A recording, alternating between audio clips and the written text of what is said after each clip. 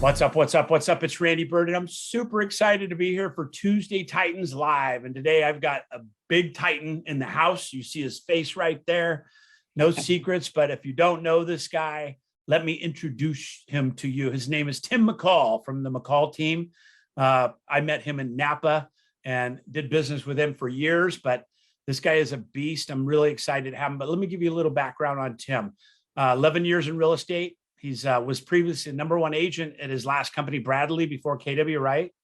That's right. Went to KW doing 25 million a year in volume, which is really quite amazing. But then I watched as you stepped in and went to 31 million, 47 million, 56 million, 72 million, and your biggest year, if I'm not mistaken, $81 million in annual production, which is definitely in the top, half of 1% in the nation. I don't know the exact numbers, but it's up there, right? That's it. It's up there. It's up there. Has a team in Napa still, the McCall team, his wife, Trish, and built that team, and she runs. Trish. Oh, I'm sorry. Mom, Trish. You're right. Mom, yep. Trish. And Trish is a fine lady. I know her. So, and I'm sure you have a beautiful wife we're going to talk about too. But Mom, Trish is your partner in Napa. And then where are you in the world right now? Just the name of the city. We're going to get into the story. Yes. Springfield, Missouri. Springfield, Missouri. So now you're a coach, and now you took over the team leader role in that greater Springfield Keller Williams Market Center, and over 500 agents on the roster. Pretty significant. One of the top offices in the franchise. I was a KW guy, still bleed red, still teach the MREA, the Millionaire Real Estate Agent, and the One Thing. So it's just my absolute pleasure to invite you into the show today, Tuesday Titans. Tim McCall, thank you for being here. Thank you so much, Randy. I just can't even tell you, when we got to chat the other day and talk about potentially doing this, it got me really excited to come alongside and hopefully be of value and benefit to your listeners, your watchers, your audience, if you will. But yeah, I mean, I'm happy to share a little bit about, just the real estate team side of things, but also, as we talked about, potentially sharing the story of how everything kind of pivoted out of nowhere and why I ended up in Springfield, Missouri, because people will often ask me, it's like, wait, you moved from where and you moved here? We have to talk about that, bro, because the other day when we talked, I was literally on the edge of my seat listening to your story. And we shared some similarities in that, but COVID changed a lot of things for a lot of people. Yeah, no, it was a major restructuring of how people view our country, not just our lives in general, I think. Building a real estate team and finding talent and, restructuring based on people's strengths and weaknesses. And, I personally suck at a lot of things, Randy. I don't know about you, but there are certain things I do really well. And on our team, we have a funny little saying that when we screw up, we go, I have other skills. This is not my only skill set. Yes. And so, creating a great client experience is what it all comes down to. And whether it's actual buyers, sellers, investors, or if it's agents or realtors with a brokerage. So, it all came down to the growth is finding talented people that can fill the gaps of our lives, and so that we can have that life worth living in the process of growing a big business. So I love that, dude. And I remember I got goosebumps multiple times when we chatted before, and they're real. And I'm getting them again with that statement. And that's just why I think you're such a great fit for Tuesday Titans. And we've had some amazing guests on the show. We've had Dr. John Gray from Men Are From Mars, Women Are From Venus, world-renowned author. Had Tanya Meme, Miss World Canadian Universe or something. And now the host of A&E's Sell This House. We've had just some really spectacular guests, and I put you right up in that category. And I'm excited to unfold this for people. So, number one, let's walk back through the journey of where you are today. How did you end up in Springfield, Missouri? And you guys have this $80 million team in Napa, one of the most beautiful places on the planet by many measurements, and one of my personal faves, right? I'm still trying to find good wine in Oregon. Nothing personal against my Oregon peeps, but coming from Napa, it's really challenging. Everybody's like, you have to try this. This is going to blow your mind. I'm like, nope, not it. And it's just, it's something special. But So You here you get are in, spoiled. we'll say again. You get spoiled, that's for Oh, sure. it That's totally right. spoiled. Yeah, Yeah. totally. But Yeah. so here you are crushing it. KW, Napa, really in leadership role in that. You were the team leader there, right? Yep. Then So it's also you funny went, because yeah, it's funny because the McCall team, our actual hub technically is Sonoma County. But when okay, it comes to the greater Napa Valley, Sonoma County wine country area, I mean, we even go down to Marin County on occasion for listings and buyers needs and stuff like that. So Northern California, so just north of the Golden Gate Bridge, we pretty yep. much can handle pretty much most things up north of there. And But yeah, I'm guilty of saying that as well. I was actually in Santa Rosa, Windsor, but somebody yep. speaking from outside the area, it's like Napa or Sonoma. It's kind of all blended. It is. You say, The oh, North Bay. Sonoma County, they're like, where? And I'm not sure. And you go Napa Valley, and they go, oh, Yeah, okay, yeah, yeah. yeah, yeah.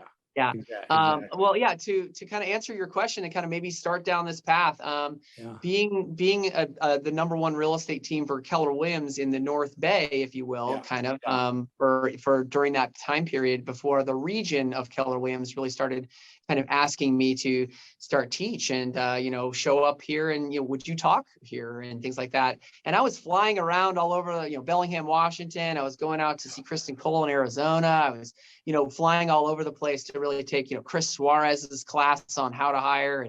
And, John Davis was really big at that time. Yeah. And, going out to Austin, Texas. Yeah. And Ben Kinney, exactly. And so I got to meet, know, and really interact with a lot of those top people. And this more than most, I would say rubbing shoulders with the best is a way to definitely up your game. Your game. Yeah. And so I would come back and my team would almost get upset when I would come back because they'd be like, oh no, Tim's really inspired. We got to look out.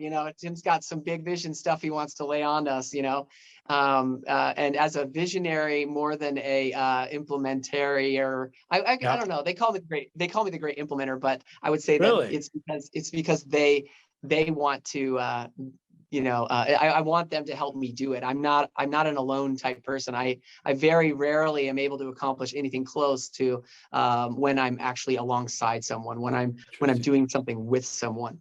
Interesting. So yeah, but to go down this path, I'll say, as I was starting to get more involved with the region and I started teaching Quantum Leap on a pretty regular basis for not just young people, but for agents, and to kind of just grow the exposure of what that class alone can do for people.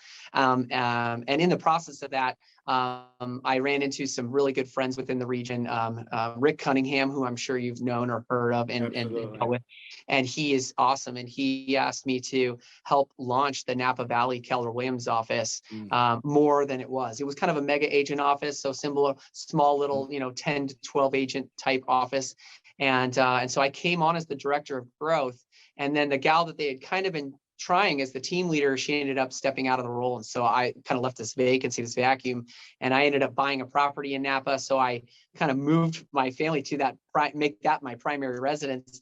And so we started growing that office, and we grew it to about I'd say we grew by 112 agents in a very small area pretty quickly, which was really fun, but very stressful. There was a lot to take on rather than just having my real estate team and then taking that on as well. And then the San Francisco office needed some support. And so I ended up kind of stepping in to kind of drive between San Francisco and Napa Valley on occasion to adjust that. And I got too busy again, Randy. One thing that is really great is when you get leveraged and then you have a life worth living in the process of having an actual business worth owning. Well, I got too busy again, and I came home one day, and my wife and I had really talked about traveling some more, like taking a sabbatical, and getting back and keeping the family the focus and our marriage the focus.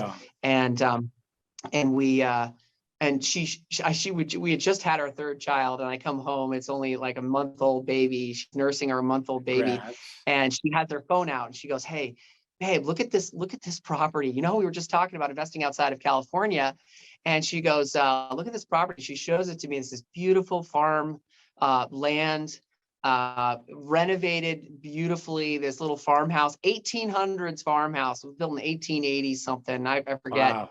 but it was so cute and just so adorable. And she's like, yeah, I would love to raise our kids on a property just like this, And so we hadn't even drawn out the map of where we were going to go around the United States, but that house was the first place we were like, okay, let's put that area as a place to invest, because the price, Randy, the price of it was just like, gotta be kidding coming me. from Napa, it was just complete shell shock. Yeah, I couldn't buy a single bedroom condo for the same amount as this 10 plus acres with a beautiful 2,500 or 2,800 square foot house on it. Amazing. With, renovated. It was just nuts. So, so we got a huge map. If I had a picture, I would show it to you. It was this 12 by 8 foot map of the United States. Oh, like the whole wall. The whole wall in our kitchen. I mean, literally in our kitchen, we had a huge map. It was basically like wallpaper, right? Yeah. And we started plotting out places we didn't want to move to. So we literally just started Xing out states, cities, all this stuff. And we made a little list of criteria that we really were looking for. Like, couldn't be this far away from an airport because I travel a lot and speak and things like that. Or had to be, these little, itemized list of like, hey, if you're not going to write it down, you're not going to get it anyway. So we just were like, hey, let's be purposeful about it. And sure enough, we really start cultivating this trip. And as we started reaching out to family members, as we started reaching out to friends in other areas, like we have friends in Michigan, we have friends all over Florida, all kinds of places. And so as we were reaching out to them, they were like, oh, Tim, would you come teach, 6 personal perspectives in our office? Hey, would you come talk about your quantum leap thing? And so we actually created something called the first quantum leap tour, because so many places have heard me teach quantum leap. So you can even go and find it on Facebook if you wanted. It's that is cool. The first nationwide QL quantum leap tour. So we kicked it off. We did a bunch of videos and podcasts, even stuff like this. And we kind of just talked about what we were going to do. Yeah. And then we sold our primary residence in Napa at that time, freed up a bunch of capital to potentially invest if we found something that was just perfect, like one of those like God things, like, if it was going to happen, we were going to take advantage of it.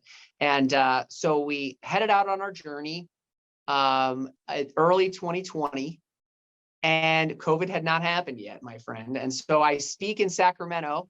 I get out to Sacramento, do a big event there. About to do another one in Chico. This is early 2020, like just before this all went south. Late February, early March is when all this was taking place. Yep. And so March 14th, right after speaking in Sacramento, we go back to our hotel. We're playing in the pool in the hot tub. Go back to our hotel room. Wake up in the morning, and my phone just doesn't stop ringing. And my text messages coming through. Hey, we're gonna have to reschedule. Hey, so sorry, we have to cancel. And then I look at my email, and it's like, Keller Williams says, we are shutting down all in-person events and like all this stuff. And we're like, what's happening? All the offices shut down, not knowing how to handle it. And oh man. Yeah. And so here we are. We literally outfitted this vehicle, our car, our big car, into this kind of like cross-country trekking, travel. And Mad Max. Yes, very much so, like that.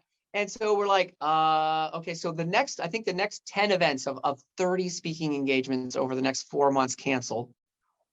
And then systematically over the next 3-4 days, pretty much all of them canceled.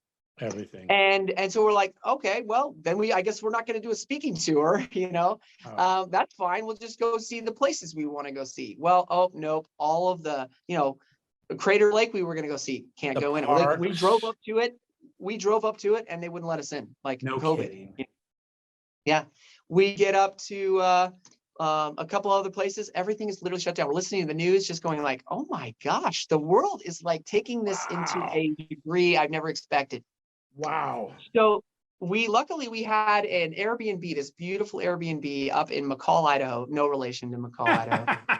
I think that's awesome. I think I'd move there if my last name was McCall, just act like the mayor. Yeah, and there's just McCall on everything, McCall, every restaurant, McCall. Yeah. I love it. But we we get up there, we have this gorgeous brand new Airbnb. I think that we were like the second people ever to stay in that listing, in that spot, and right on the lake. It was just all snowy and beautiful.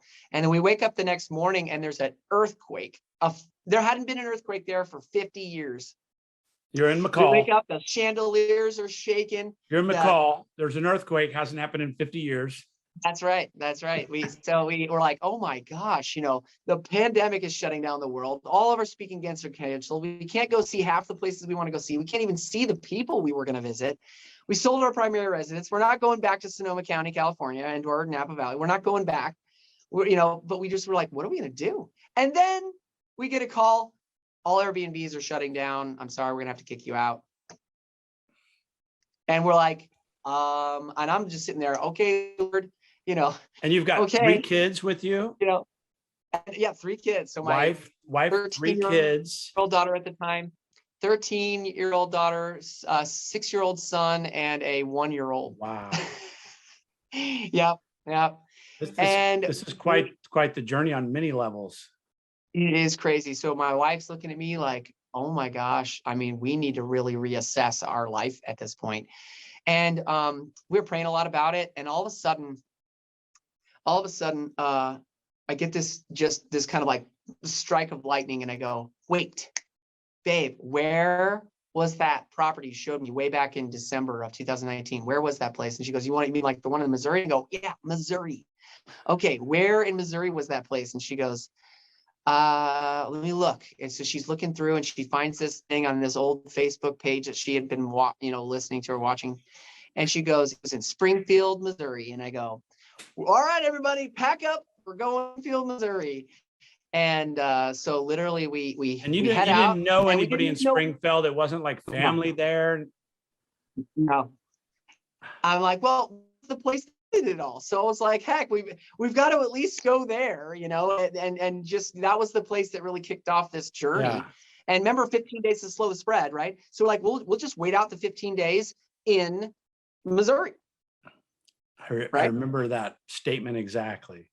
Yeah. And so I was holding up to going, it's only 2 weeks, man. We'll treat it like, Yeah. Yeah. Wow. And we all knew where we were when we used to hear those 15 days. Yep. Remember when people were counting down on Facebook? Do you remember that? People were like, day 5 of the 15 days. Hold together, everybody. Exactly. Yeah. Stay together, everybody. We got this. Yeah. And then, so we're on our way out there. It takes about 2.5 days or 2 days to get to Missouri from Idaho. And we didn't even know we were going to stay. Right. So we stayed at a couple of hotels. Luckily, there was several hotels that were available on the way there. Yeah. But we find a little Airbnb that was willing to do a short-term rental. So it wasn't an Airbnb at that point. We just did a short-term 1-month rental. Okay, I gotcha. For April. So this is April. Okay. So we basically move into this house. It has everything we need. It's like it's not like a vacant house or anything. So we just kind of move in, and we start meeting and talking with people around us. And then the people that own the Airbnb, the Flynn's is their name, the lovely, lovely people named the Flynn's. And he's my age, his wife's my wife's age. Our kids are like the same age as their kids. And we just totally hit it off. And they're just lovely, good old salt of the earth, just great people. And our kids are playing down at the river together. The whole world is this point. Remember, I mean, we're talking BLM at this point. We're talking all of the insanity going on. And just rioting and looting and all the stuff. And we're just sitting there in this beautiful Airbnb, playing at the river, talking with these lovely people. And they start telling us of stuff that we should go see and do. So we went to Dogwood Canyon Park. We went to go see the Johnny Morris, Big Bass Pro Shop headquarters in Springfield. Oh, wow. I had no idea. I didn't either. Yeah, these gorgeous golf courses and just tons of people. And people aren't afraid. People out here were just like, whatever. We're going to get on with our lives. You're in middle America. Yeah. And not that people weren't, necessarily getting sick, I would say. But I mean, our hospitals weren't overwhelmed. Yeah. People just didn't seem to really be affected that much here. And on my wife's birthday, April 19th, I had created this little menu of things to do, like that she could choose if she wanted to do them. So like there was like 3 or 4 options. Like a little multiple choice here. Yes. Like you want to sleep in, you want breakfast in bed, you want us gone. That's pretty cool. That's pretty cool, bro. And so in the afternoon, in the afternoon, I had one of the options was to go look at property, So so she chooses that one. We get lunch and we head out and we go out and look at a bunch of, like, I'd say 5 different places that we had kind of chosen with land and some of those same kind of parameters. Well, we end up about 10 minutes north of Springfield. So 10 minutes north of town. It's just a bunch of country and farms and places like that. And but there's this little lake with this house on it, Swedish architecture, but it was way more work than we wanted. And so we ended up leaving that house. That was the last house we were going to look at that day. Okay. And we head back a different way than when we came in.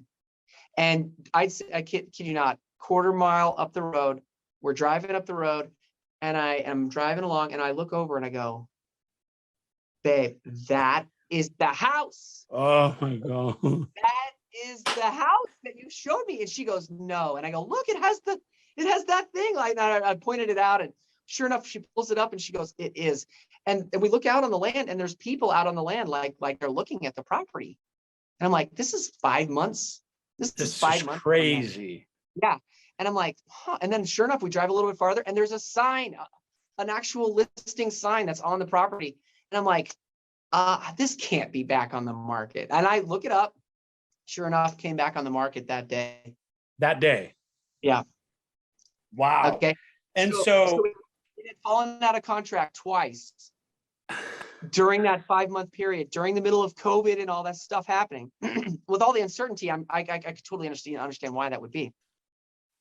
But the buyers apparently that were in the contract literally disappeared. Apparently, we talked later after all this happened, and apparently those the buyers that were in contract before we were just literally fell off the face of the planet. No one knows what happened. Yeah. So we put in an offer. I'd called the Keller Williams office. Let's roll backwards. So 5-6 months earlier, you find a house totally arbitrary on the internet. Yep. It's in Springfield, Missouri. You're in Napa. Yeah. You decide to make this trip across the country just because, not really heading to Missouri by any stretch, right? It was a 20,000-mile journey around the United States. Wow, very cool. So kind of like the bucket list family, right? Exactly. And that's so cool. We put in an offer. So I'd called the Keller Williams office, got in touch with an agent locally put in an offer. They counter us. And this was quite a bit less than asking that we offered, because it didn't have a few things that we really were like, I don't know, it doesn't have this, doesn't have that. If it had those things, maybe we would have offered. But you've sold your house in Napa by now, so you're sitting cash heavy. Yes. Ready to go if you need to. Well, and needing to put that money somewhere soon, right? I mean, that's And so, but we had figured we had, timed if we were going to find something or not at that point. But anyway, so we get countered. We counter them, and then we don't hear anything for 2 days. And we're sitting at dinner, and I have my daughter pray for dinner, and she's like, Lord, help us get this house. If we get this house, then we know we're supposed to live in Springfield, or like whatever. I can't remember exactly how she said it, but it was something like that. And I kid you not, she says, amen. I reach for the potatoes. My phone rings, we get the house. Oh my God. It was immediate. Within 10 seconds. It was less than 10 seconds. It was probably 5.5 seconds. It was like literally, I reached for the potatoes. I grabbed the scooper to put the sewing on. My phone rings. I'm like putting the thing back in the potatoes to reach to get my phone. And she's like, this is crazy. Well, you're gonna you're gonna own part of Missouri, And I'm like, oh my gosh. Oh my gosh. That's a God thing at the highest level. Yeah. And so get this, at the we had our lease, our short-term rental. Yeah. At that point we had, 8 days basically move out. And on the last day of our short-term rental, we moved in to our house 6 days later or whatever. And it was literally, I know. Yeah. That story it was you don't get much more perfect alignment with timing. That story blows my mind. How could you possibly get any different? Not only, you're driving to Missouri, you've never been there, driving around, seeing the exact house that you saw. I mean, that's, I hear these stories, and actually I'm a recipient of these stories on my vision board, but I've heard stories of people putting the houses on vision boards and then 5 years later digging out an old vision board and they're living in that house. Yep. I mean, it's so crazy. I was looking at my vision board recently, Tim, because I need to update it. It's like 5 years old, right? And I moved and it sat there and it was behind the desk and I get it out. And I'm not going to go through every detail, but it gave me goosebumps to look at it. I was like, exact black truck I have in my driveway on my vision board 5 years ago. Exact this, exact that. A trailer for my dad. It was the different brand, but the exact length in a white Dodge pickup in the picture, only because the pickup was in the picture for the trailer I was taking a picture of. But my dad has the exact Dodge truck. And so here I've always wanted my dad to buy him a trailer to drive around with. And it was just, there was probably 15 items on my vision board. I was just like, holy moly, this is that stuff just is crazy, man. It is absolutely nuts. And so the last part of the story, and I don't know, how are we doing on time? We're doing great, man. Okay. So now you're a Missouri resident. Yes. Right, and now I'm what? Just working on I'm working on the land, but literally remember we had been on our journey in our car. So it's not like we were carrying around furniture. No. So we had nothing. So we moved into a vacant home. It was 2,800 square foot, 1,800 farmhouse. Yeah, and it never been lived in, so it didn't even have anything in it. So we were sitting in like lawn chairs and blow-up mattresses, and I had even, set up my projector that I had brought. At least you got my Bass Pro close by. I know, dude. You've got to go to that thing. It is unreal. It's an attraction. It's so cool, and it's got like an aquarium built onto the side of it. It's just nuts. Yeah, wow. It's worth coming to Springfield, Missouri, just to go through that place over like a course of 3 days. It's just so cool. Yeah. All right. So one of the things I was going to say, that story didn't really end there, which gets to even more crazy, is that, well, I don't know if it's more crazy, but it's as crazy. It's not more, but it's as for sure. Yeah. So it's still the middle of the pandemic and everything, right? Right. And I'm like, now this is about what time frame now? March 1st, let's see, April, May. So April, May, June. May 1st, we moved into the house. Oh, wow, that was fast. And then, yep. So I'm just working on the land, clearing some stuff, doing big burn piles to clear out some of the stuff that was just kind of overdue, and kind of, it had obvious that they had fixed up the house, but the land was still pretty raw. Yeah. And so I did some fencing. I did some fencing around the property by hand. I kind of grew up on property like that, and so working on the land is something I love. And then I reach out to the Keller Williams office locally, because I'm just like, hey, I am here. I'm how can I serve? Property now, and connecting with the team back home. Springfield, Missouri resident. Yeah, and so I just I talked to some of the leadership team, and they go, well, you need to reach out to Dan Holt. And I go, wait, I know Dan Holt. Why do I need to talk to Dan Holt? And they're like, well, he's our operating principal. And I go, no way. Like he and I had taken franchise systems orientation together on a one random time, gotten to know each other. And then we took expansion systems orientation way back maybe 5 years ago. And so I'm like, I know Dan. So I reach out, and we have dinner. We have this great, rekindling of our friendship and such. And I'm like, well, I'm locally. If you need any classes being taught, if you need help with anything, I'm here. So if you need anything, and wow. And so he goes, yeah, that's great, man. Oh, let me show you some cool new stuff that we're doing. And I agreed. And about maybe 2 weeks later, he calls me up and he goes, hey, we need to have dinner. I have an idea. And of course, you don't know Dan Holt, but this is just who Dan is.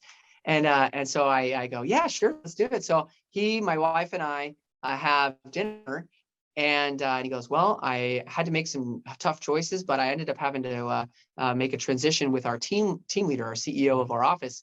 And he goes, would you be interested in potentially doing that? I'm like, and I had been the team leader for 2 years back in California already at that point, before we took our sabbatical out of California. Correct. And I was kind of like, I just did that, I'm not really sure. Not to mention they have about a 2-year bandwidth of a good team leader. It's about that's right.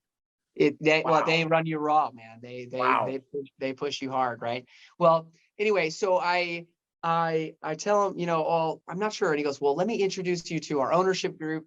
Let me introduce you to our leadership group. let me introduce you to our ALC and show you our new building we're going to potentially move into.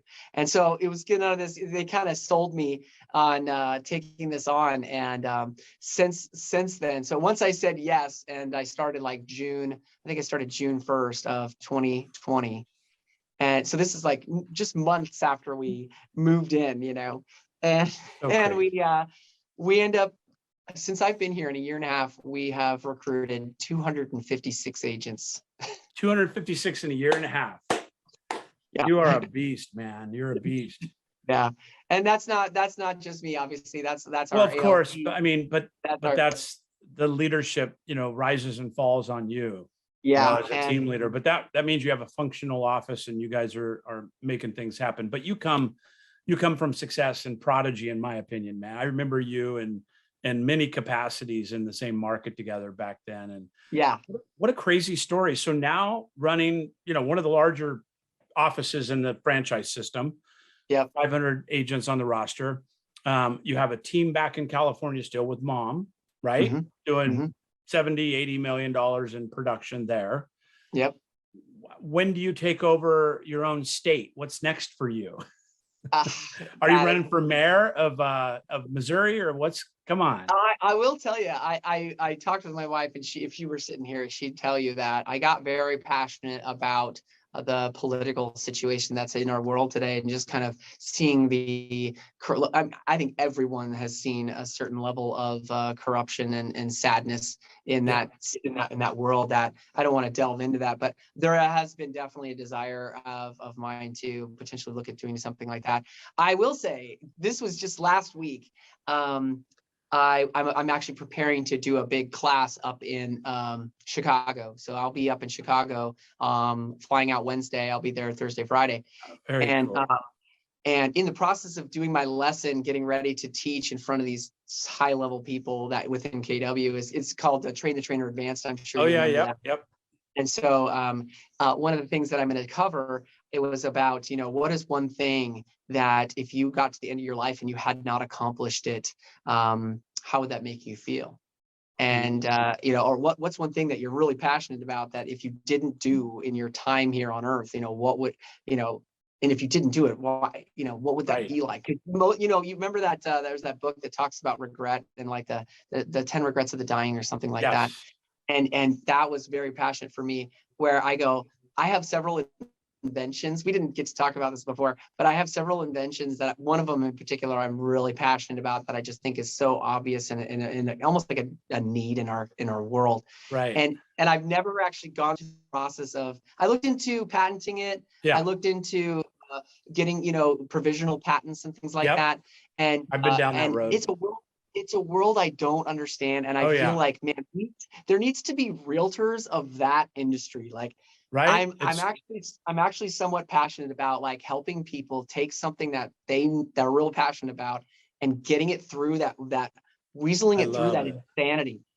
I love it. And I told you when we talked the other day and set it up for this podcast and show, we're cut from the same cloth, man. You and I mean, and I'm flattering myself right now because you are a baller. But it's true, the patent process is wonky. I just remember giving a guy like $5,000 or $7,000 and just not knowing what to do in it, and it was just disappointing and a letdown. And after all that time, Yeah. No, I did almost the exact same thing. I went into a patent office because I was told by a friend to do that. Another friend of mine who had an attorney friend that he, was giving me some advice. And if it felt corrupt, it felt not right. It did not feel good. And so, But since you're announcing your run for candidacy of mayor of, is it Springfield you're going to go? So we'll announce that now with the deep radio DJ voice. Tim McCall announces he's running for mayor of Springfield, Missouri. Yes. Vote for me. Right? Vote for me. I have a passion, and we're both in the real estate space. I'm a veteran. I was in the Coast Guard, and I'm just literally passionate about a couple things. One of them is streamlining the VA process for veterans, so it becomes the best loan, not the worst loan. And so it's got the easiest way to go through. And I want to take that all the way to Washington. I've just, as my career's coming to a point to where I have more and more time and financial freedom, that is something that I will put resources and energy and time to, because it's just one of those, it's in my heart. You're not, when you have that kind of passion like you do, it's not work, right? That's my time off. I'm like, I'm done working. I get to go do that now. And I love that about you. You have all these mega successful businesses and operations, and you're impacting literally hundreds of lives. And we were in the same circle, Rick Jihan, some of the other brilliant names.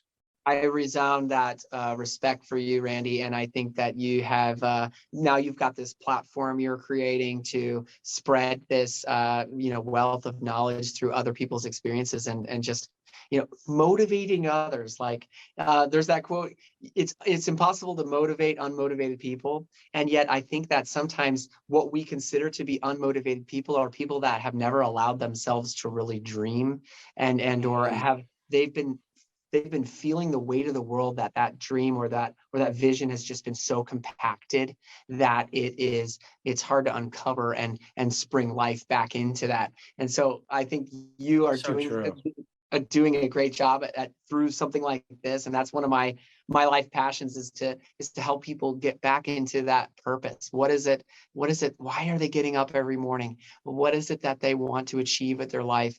And so that is, you asked a good question about what's next or what is it? And I would say that my coaching is something I'm super passionate about, speaking and teaching all over the country, just like I was going to do with tour. And my wife, been bringing that back up quite a bit. It's like, hey, can't we still do the tour? Like, I would still want to do that. Right. Exactly. Like, yeah, absolutely. We actually can't do that. Oh, I love that, dude. Yeah. So, as we start wrapping up here, just maybe a couple of questions, because, here you have a significant real estate business. Real estate is at the highest it's been in our lifetimes, and probably may never see this again. It just was, it was just, specific, event after event after event that built into all this lack of inventory and COVID and changing in directions and all this stuff. Where do you see the market going in the next 12 to 24? You've got your finger on the pulse. Just where do you see it 12 to 24? No crystal ball, but what's your opinion? I like to ask that of my brainiacs. Dude, I love that question, and I'm glad I have a pretty solid answer for you. I'm pretty passionate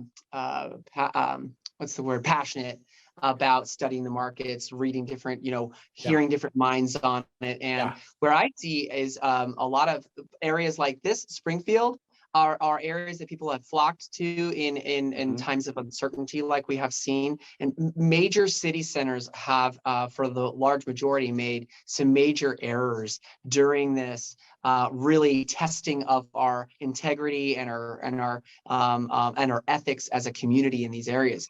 And so I think that there's been an awakening of like, oh my gosh, this is the leadership I have. I'm out of here. And somebody from California, especially Northern California, and here's two people that are very invested in our community, drivers of business, and we both bounced. All right, I consider myself like a refugee of California, and not to get political or any reason. I mean, anybody that lives in California would hear me and know me when I say that homeless is a major problem. Taxes is outrageous. The writing's on the wall. Blue, red doesn't matter. The writing's on the wall.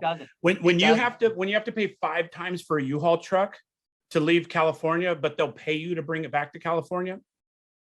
Enough said, right? There's enough said. And for the first time ever in history, more people have left by hundreds of thousands than have come there in the first time ever. So, I mean, not to get down that road, but I'm going to say, I get it. Born and raised, right? Born and raised. Right. Born and raised.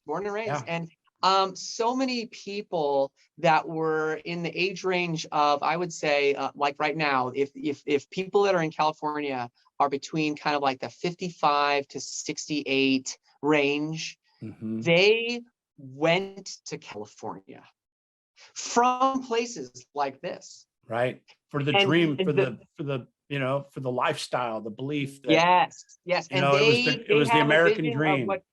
They have a vision of what California and places like it, Washington, New York, coastline areas, big major city centers. There was a draw to them from a community of type of age range. And then they settled there. And people like myself grew up and lived in those areas from young people upward. And I'll tell you, people like myself, 40 and under, we're told how great it is our whole lives. And this is what I'm getting with this. This is important. I think that this is a major piece to the future of all of what's going to happen with where people are moving to. People are now realizing that they can live other places and have a life worth living.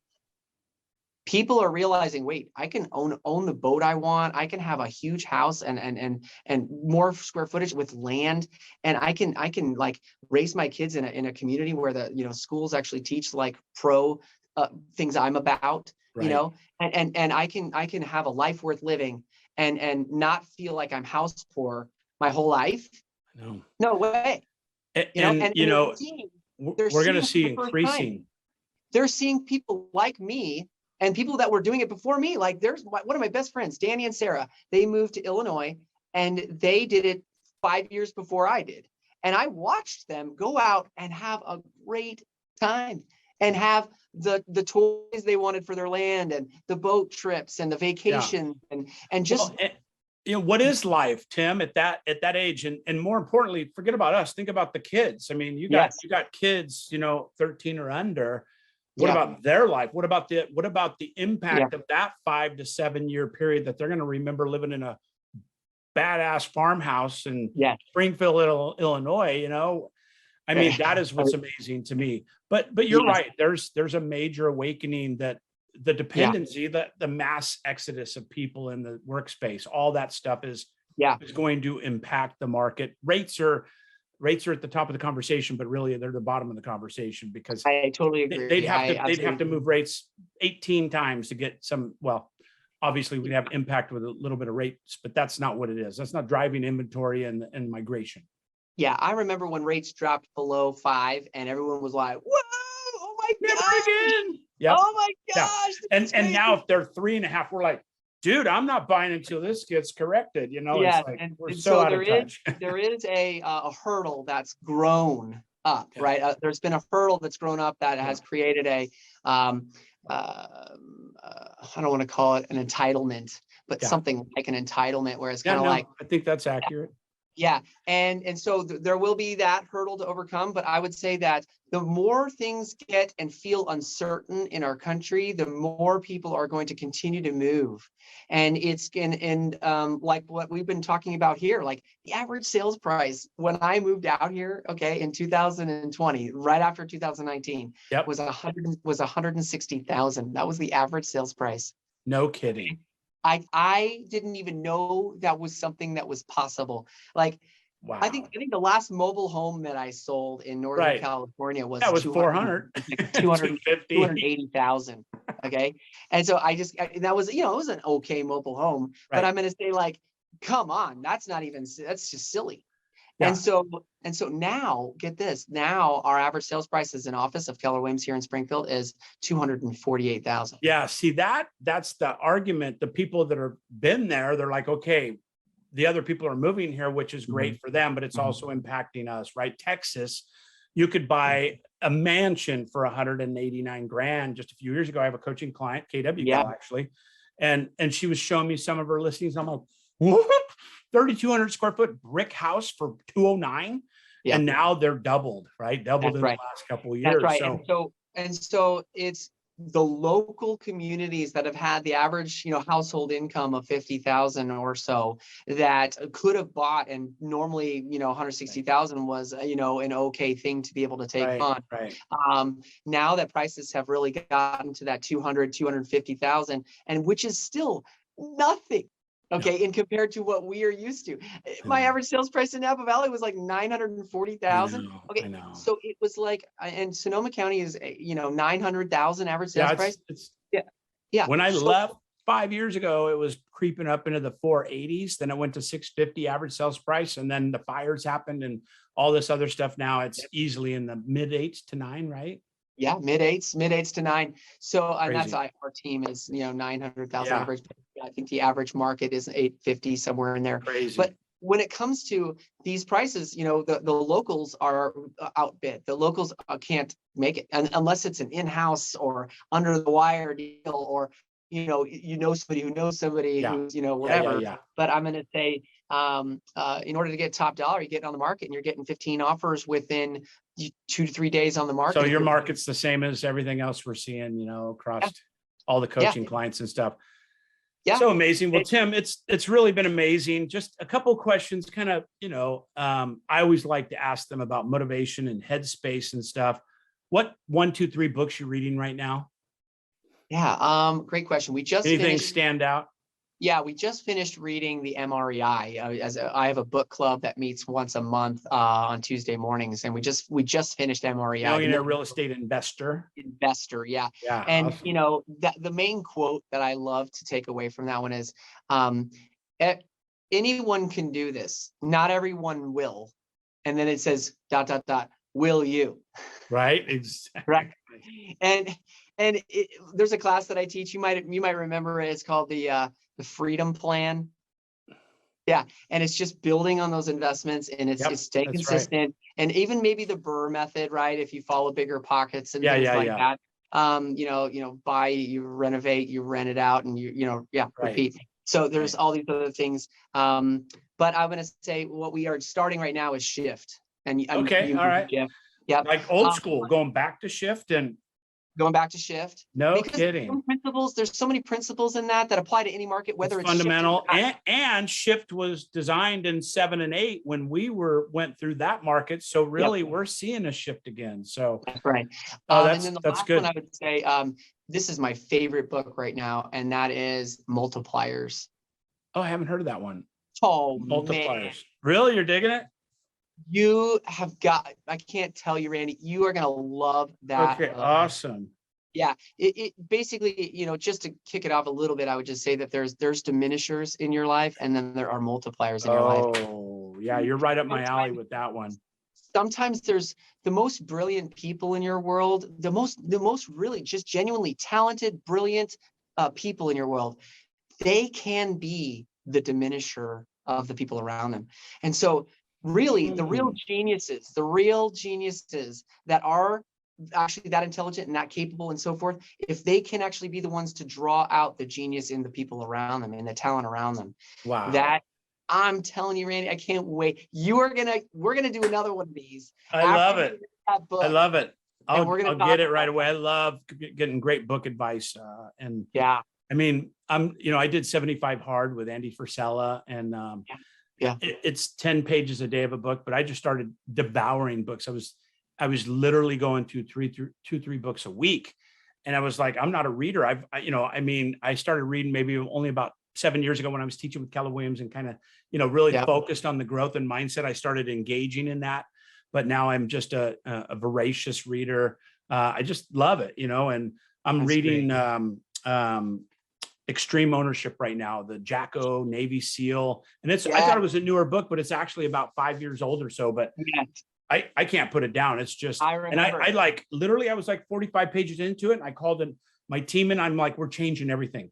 We're going to do this. We're going to do this. And it's just, I love that stuff though. I met him, not in person, but via Zoom. I had him actually speak via Zoom, the author. No kidding. At one of our team meetings. I'm putting it out to the universe right now. I want to interview Jacko. I want to meet this guy. I'll fly wherever he is, but I love this guy. I want to go meet him. And actually, he's in a couple of my circles in Utah. So listen, brother, I really appreciate you being here. Tell people how they can get a hold of you if they want to reach out.